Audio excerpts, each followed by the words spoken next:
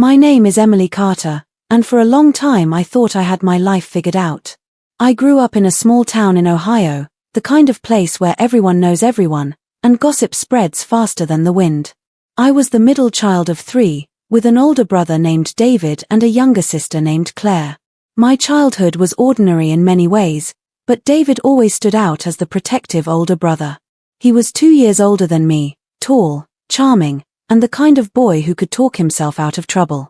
When I married Michael, the love of my life, I believed I had stepped into the perfect chapter of my story. Michael was kind, steady, and hardworking. We met in college, fell in love quickly, and married just a year after graduation. He wasn't just my husband, he was my best friend, my safe place, and the man I thought I would grow old with.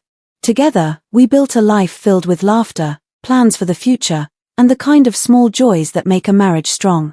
But life has a cruel way of unraveling everything you hold dear.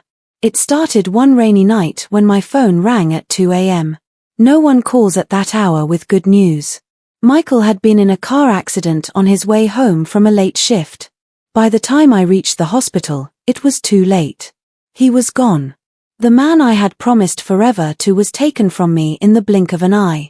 The days that followed blurred into one another, endless condolences, casseroles from neighbors, and the suffocating silence of an empty house. I walked through each room like a ghost, staring at his jacket still hanging by the door, his toothbrush by the sink, his favorite coffee mug waiting for him. Grief is strange. It doesn't just break your heart, it unravels your entire identity. Without Michael, I felt like half a person. My family tried to support me, but grief makes people uncomfortable. My sister Claire visited often, helping with chores, trying to distract me with stories. My parents called every day. And David, well, David was different. He had always been a complicated figure in my life, protective to a fault, sometimes crossing lines without realizing it. After Michael's death, he started showing up more often, offering to fix things around the house, bringing groceries, insisting on keeping me company. At first, I was grateful. I needed someone, and he was there. But then came the day that would change everything. It was about 3 months after Michael's death. I was beginning to learn how to breathe again, though every breath still hurt. David came over one evening with a bottle of wine, saying he thought I needed company. We sat in the living room, the TV flickering in the background, as he poured me a glass. We talked about childhood memories, about Michael, about how unfair life could be. For a moment, it felt almost normal, 2 siblings trying to make sense of the world. Then David grew quiet. He set down his glass and looked at me with an expression I couldn't read. "Emily," he said, his voice low, "there's something I've been meaning to tell you, or maybe ask you." I remember my stomach tightening. There was a heaviness in his tone that made me uneasy. "What is it?" I asked. He hesitated, running a hand through his hair, and then the words came out in a rush. "After Michael died, I started thinking about how short life is, how fragile everything is. I don't want to waste time anymore. I've always cared about you more than a brother should. And now, I want you to be with me." For a moment, I couldn't breathe.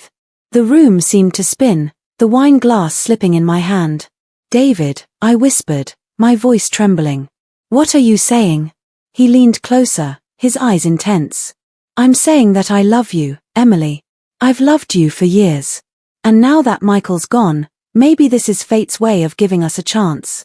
I felt as though the ground had been ripped out from beneath me. My own brother. My protector.